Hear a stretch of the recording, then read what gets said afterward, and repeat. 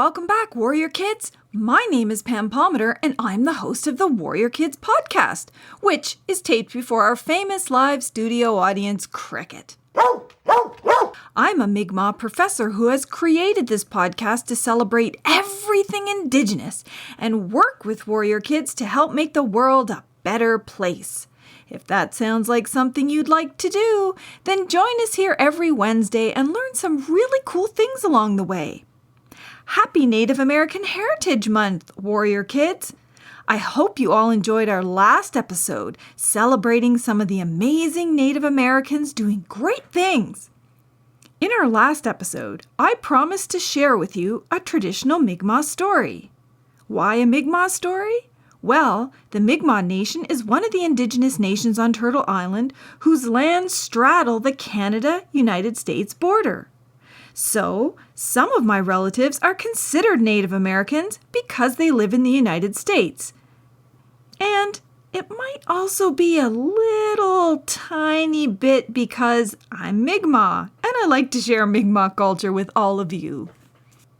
The story I'm going to share is called The Boy and the Whale, and it has been told to me by many different Mi'kmaq elders over the years, and each elder who's ever told the story made tiny little changes in the story so that it seems like it was different every time. I think that's one of my favorite parts of Mi'kmaq storytelling. You know that the story will always be the same, but you never know what little detail might change each time. The version I'm going to share with you is one which has been told to me by many elders, but was adapted just a little bit by myself and my new friend Dan Hines at the Stories Podcast. We wanted to do a podcast project together in honor of Native American Heritage Month. So this is what we did. And some of you might already be fans of the Stories Podcast. They tell great stories for bedtime. If you haven't heard them yet, you've got to check them out. So, you are in luck. You can listen to the Mi'kmaq story here on Warrior Kids Podcast and on the Stories Podcast. But before I get into the story of the boy and the whale, you should all learn how to say whale in Mi'kmaq. You didn't think I was going to let you get through a whole podcast without learning at least one Mi'kmaq word, did you? So, what is the Mi'kmaq word for whale? Buttup means whale. Let's practice it one more time. Buttup. Buttup means whale. Okay, now you're ready for the story. I hope you enjoy it. Once upon a time, an old Mi'kmaq couple was sitting in their wigwam dreaming about food. It had been a lean year. A lean few years, really, and they were getting by on only the smallest amounts of fish that happened to swim into their nets, and the few little berries that they were able to gather. There never seemed to be enough to eat, but somehow they made it work, and they were always grateful for what little they had. Their wigwam was a small thing, a frame of wooden poles, covered with bark and animal hides and woven reeds. But it was warm and it was cozy. One day, while they were sitting inside, the old woman was weaving, the old man telling his stories. They heard a soft knocking, but couldn't tell from where. Who could that be? The old woman asked. They lived deep in the wilderness by the sea and never had guests, invited or otherwise. It must be the wind, the old man said. But the sound began to get louder. That doesn't sound like the wind to me, the old woman said. The old man grunted and walked outside of the wigwam. He didn't see anything or anyone, but the knocking came again, and it sounded like it was somewhere further away. He called out to the old woman, and together they went into the forest. But the rapping sound got softer and softer. It became obvious that the knocking wasn't coming from the forest, so they returned to their wigwam, where they heard the rapping again. "It's here," said the old woman. "It's under the ground. I think it's under our home. From the world beneath the earth, the old man agreed. We should dig it up. So they got on their knees and they began to move the loose dirt around on the wigwam floor. By handfuls and handfuls, they dug and dug. The rapping grew louder with every second. Finally, they pulled back a handful of cold earth and saw deep brown eyes staring at them from under a lock of hair. "It's a boy!" cried the old woman. "A boy sent to us from the world beneath the earth." "Stand back," said the old man, crouching down, his old joints popping and his back groaning.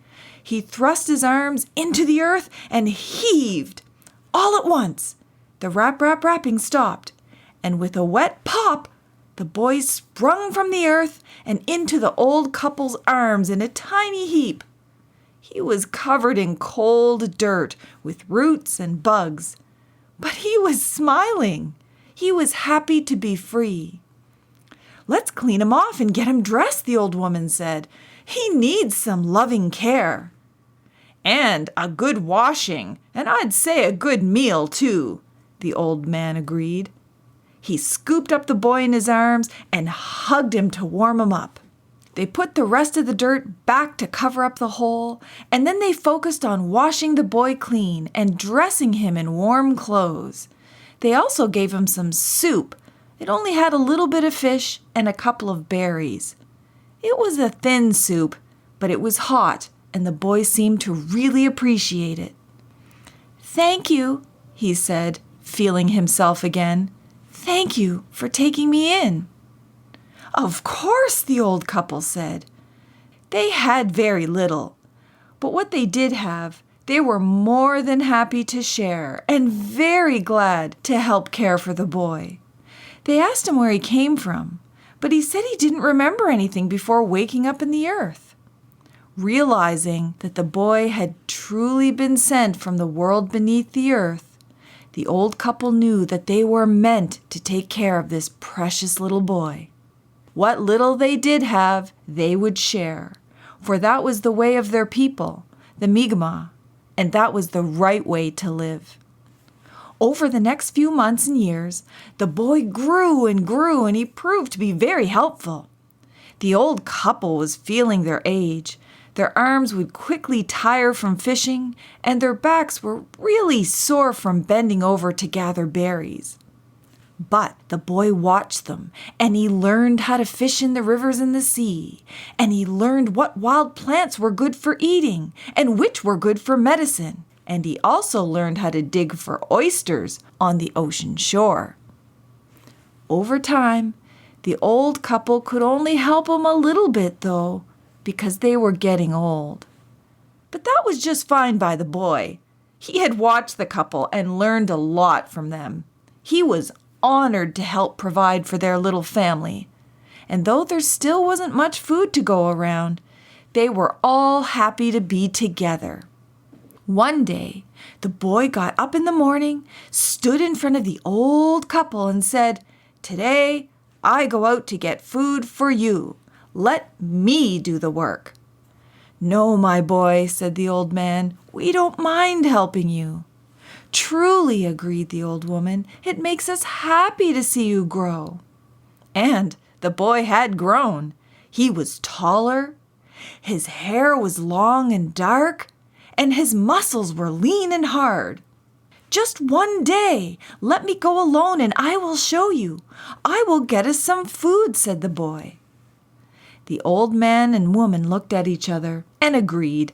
It seemed important to the boy to go out on his own and prove himself, and they wanted him to be happy.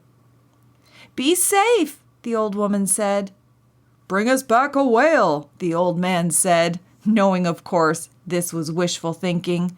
It had been many long years since they had seen a whale, and hunting whales took a whole crew of men to go out into the ocean and hunt. "I'll do my best," said the boy. He hugged them both and then pushed out the door, headed for the ocean. The old man and woman watched him go until he disappeared into the trees. "Do you think he'll find much food?" the old man asked. "He's a good boy," the old woman said. "Whatever he finds, we'll be thankful." "We'll be thankful," the old man agreed. The morning passed into the afternoon and then passed into the early evening. But just then the boy came trotting back into the wigwam. "I'm home," he said. "And how did you make out today?" the old man asked. "Come and see," the boy said, running back outside. The old man and woman smiled and followed him out the door. In the little clearing around their wigwam, the boy stood proudly, gesturing at his small pile of oysters. It wasn't much food, but the old man and woman smiled all the same. It would be enough, and they were grateful that the boy had tried to help.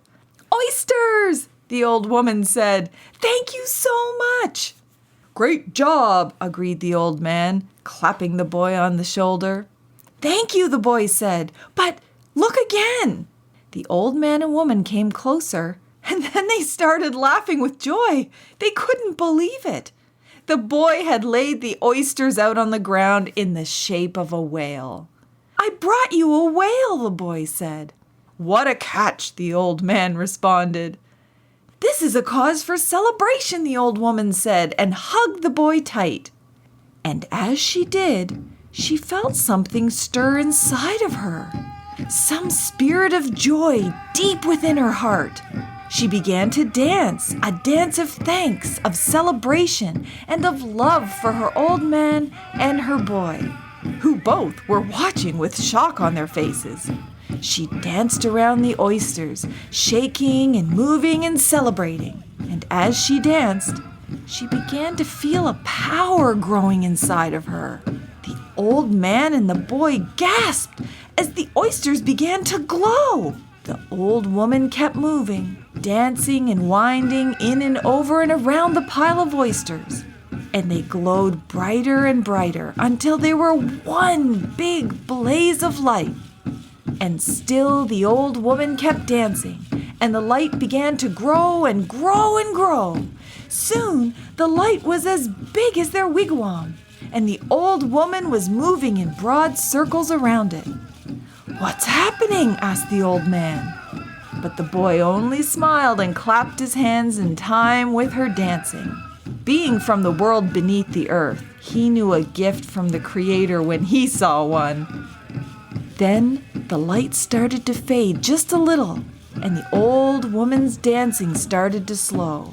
And as the brightness dimmed, they saw that the oysters were gone.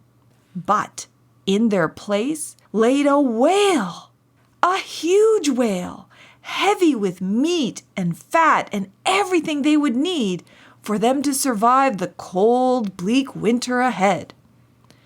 "Incredible," said the old man, running up to hug the old woman, and she hugged him back, and they laughed, and they pulled the boy into the hug too.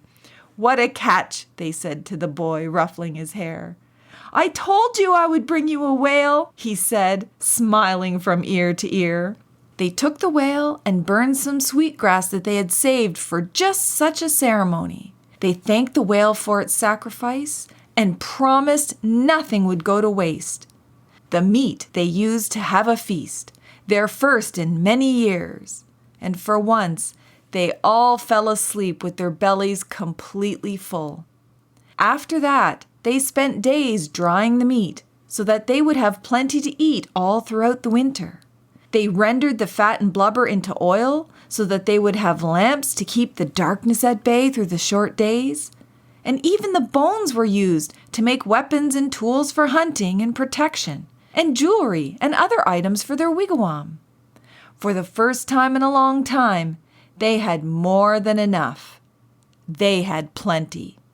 Of course, the old man and woman had been very happy to care for their boy, the wonder who came from the world beneath the earth, even when they had very little. And as a result, they were blessed with everything they needed.